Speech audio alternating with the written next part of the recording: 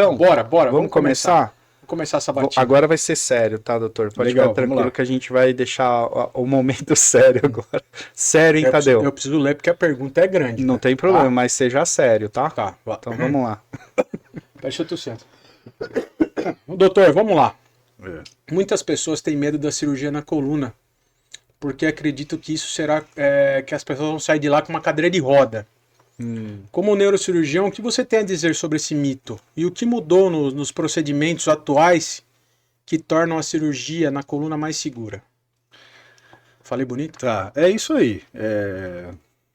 Eu brinco, né, com meus pacientes, com meus alunos, que quando eu vou falar de cirurgia dentro do consultório, eu tenho que trancar a porta do consultório, o paciente não sair correndo, né? E às vezes até fechar a janela, porque é o primeiro andar, né? Dá pra pular.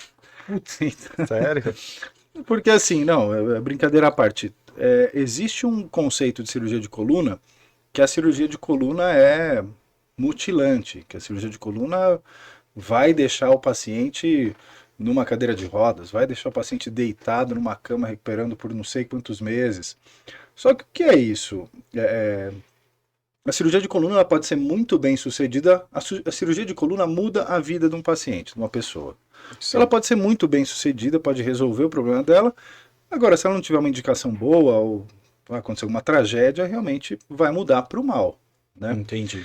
Então, mas basicamente, se a cirurgia de coluna tivesse esse tanto de maus resultados, eu não ia estar trabalhando com isso hoje, eu não ia estar pagando minhas contas, né? Porque o risco acabaria as pessoas não procurando esse tipo de cirurgia, né? Ninguém operaria a coluna, né? Sim.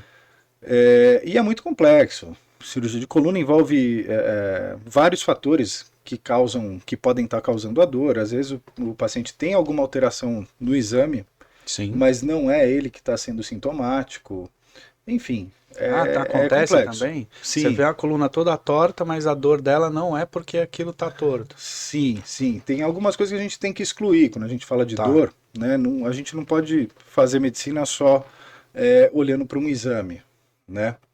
Tem que ver um todo. Você tem que ver um todo do paciente, você tem que entender como é que está a parte psicológica dele, você tem que entender se ele faz atividade física, você tem que entender se ele está dormindo bem, né? Que são fatores assim extremamente importantes para controle de dor, certo? Tá.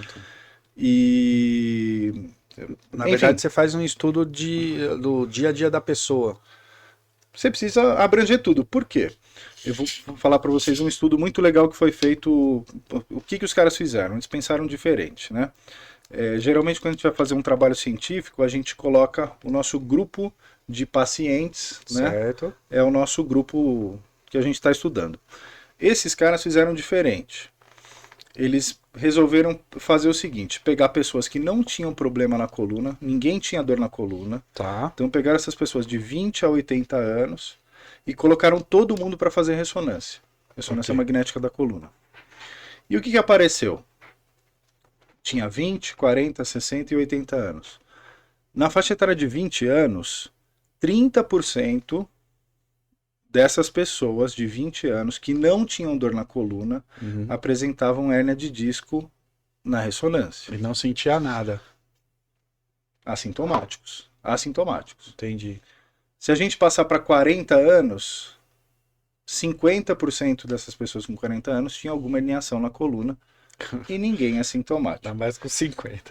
E esse trabalho falava de hérnia da coluna, falava de degeneração articular, desidratação discal, desvios da coluna, enfim.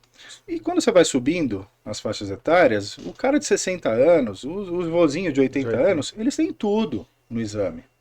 Só que isso não quer dizer que é um problema. Que entendeu? gerou dor. Que não está gerando dor, então assim, a gente tem que considerar as alterações de exame que o paciente tem, se está dando sintoma, se é compatível com aquilo. Porque Entendi. muitas vezes são outros fatores. E se você não abordar isso com o paciente, você vai fazer medicina muito superficial. Vai ter indicações erradas de cirurgia e vai ter um resultado ruim de cirurgia. Mesmo aquela pessoa tendo essas deficiências, às vezes estéticas, né, que você fala no visual, essas mudanças, ela não tendo dor, normalmente vocês não atuam. Não são estéticas, são do exame, do exame de imagem. Faz né? estética de olhar, né? Você vê aquele exame. De imagem. vamos dizer. Isso. Por exemplo, a pessoa tem uma escoliose lá, super grave, mas não sente dor nenhuma. Depende. Escoliose a gente já está falando do grau da angulação que tem da coluna, porque você imagina é uma grande por exemplo, a coluna desviada, a coluna torácica desviada para um lado, vai começar a comprimir, pode começar a comprimir pulmão, pode causar pneumonias de repetição. Então tem indicações um pouco mais além na questão da escoliose. Nossa, isso eu não tinha nem ideia, eu achava que era só estético, não. E às vezes a gente opera pacientes assintomáticos também, né? Por exemplo, pacientes que têm alguma lesão na medula, mas é assintomático.